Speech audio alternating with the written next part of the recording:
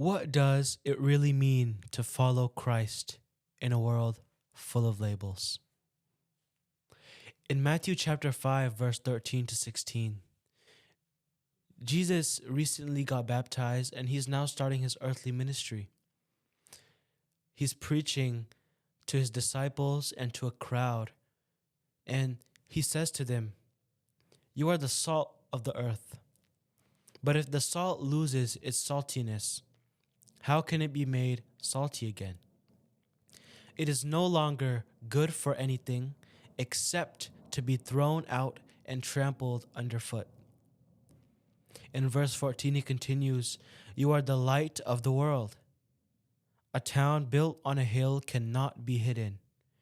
Neither do people light a lamp and put it under a bowl. Instead, they put it on its stand, and it gives light to everyone in the house. In the same way, let your light shine before others, that they may see your good deeds and glorify your Father in heaven." And in verses 3 to 12 of Matthew chapter 5, Jesus is describing the character of those in his kingdom.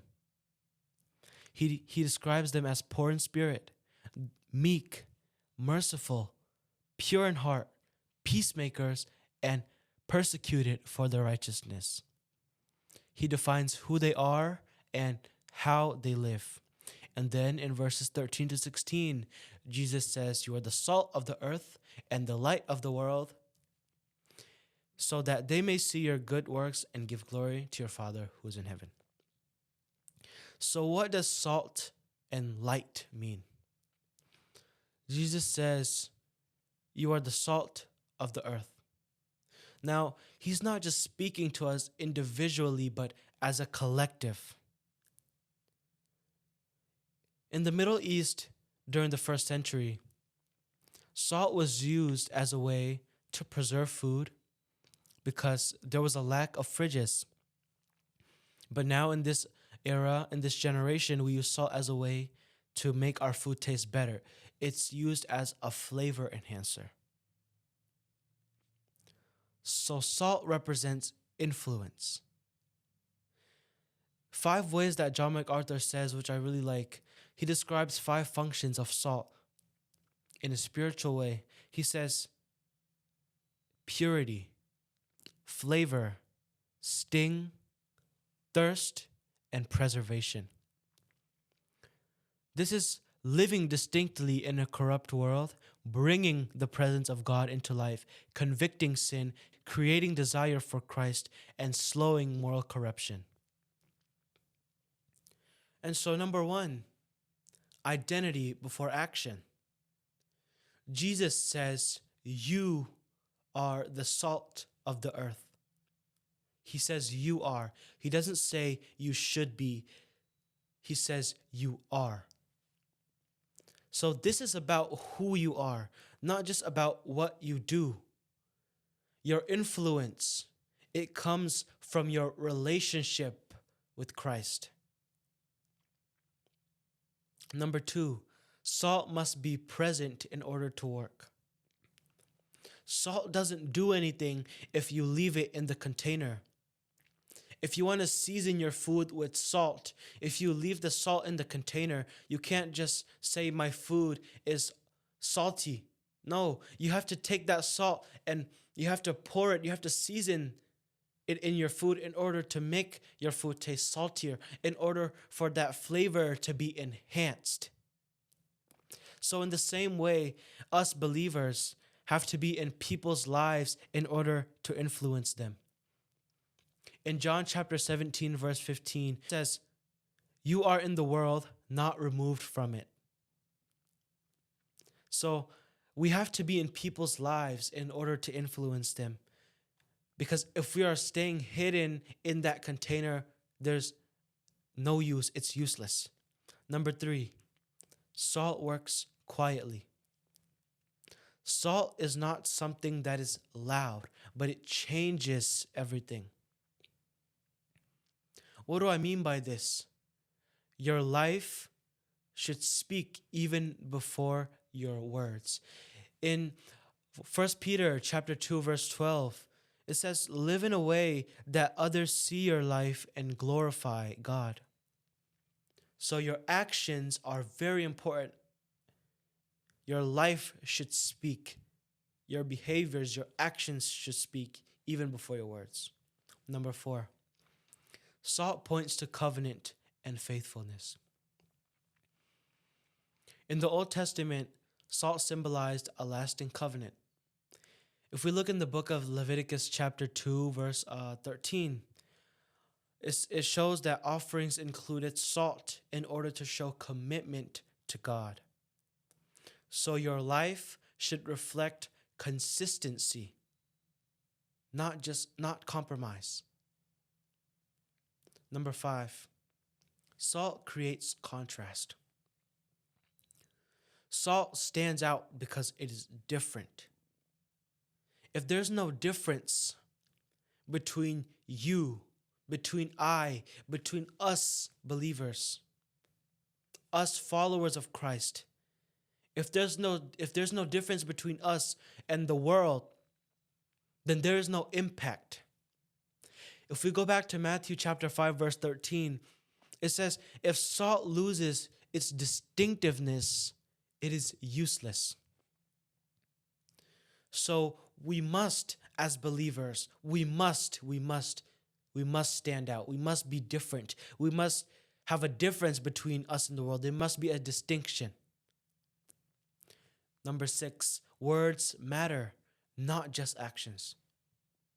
If we look in the book of Colossians, chapter 4, verse 6, it says, let your conversation be always full of grace, seasoned with salt. So your words should be truthful and gracious at the same time, as much as your actions are important. So what is God's plan to deal with the dark, with the corruption, with the sin, with the evil, with the decay in this world? His plan is us. His plan is us, you and I, believers. How do we know this? Because of the continuous saying of you. Jesus says you are the light. Jesus says you are the salt of the earth. He always says you. In verse 14, Jesus says you are the light of the world. And he also gives us an analogy. He says, a town built on a hill cannot be hidden. Neither do people light a lamp and put it under a bowl. Instead, they put it on its stand, and it gives light to everyone in the house. So during those times, there was no electricity.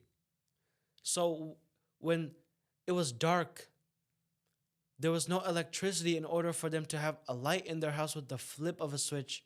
No, they didn't have lights outside. The only way they had light was through fire and through oil lamps. So when Jesus says, neither do people light a lamp and put it under a bowl, it's obvious that Jesus is saying that the light of lamps are to be seen in the same way that the light of Christ is to be seen. So believers, followers of Christ, people who are born again, are meant to be the light. They're meant to be the lamps. And that light is meant to be seen in order for others to see the light of Christ. So by doing what God asks of us, is how we will shine that light. So number 1, light is open and light is public. We can see this in Ephesians chapter 5, verse 13. It says, but everything exposed by the light becomes visible, and everything that is illuminated becomes a light. Light is open and light is public.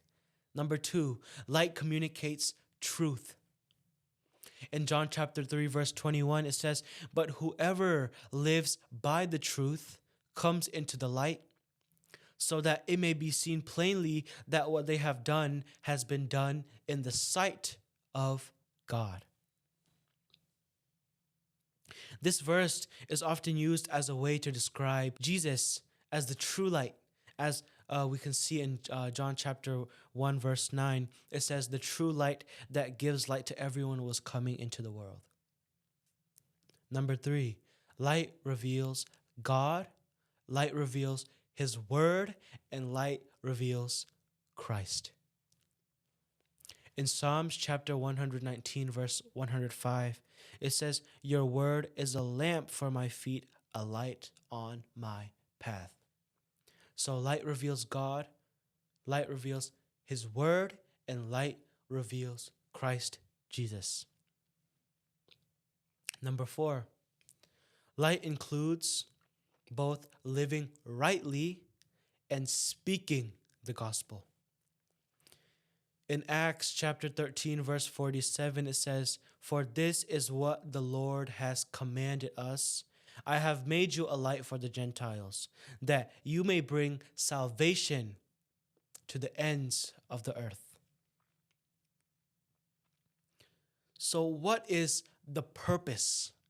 Why is Jesus telling the disciples, the crowd, why is Jesus telling us that we are the salt of the earth, that we are the light of the world? He says it in verse 16. "In the same way, let your light shine before others, that they may see your good deeds and glorify your Father in heaven." So ultimately, the goal, the purpose of this is to bring glory to God. So when people see the way believers live, they should see a change. They should see a difference.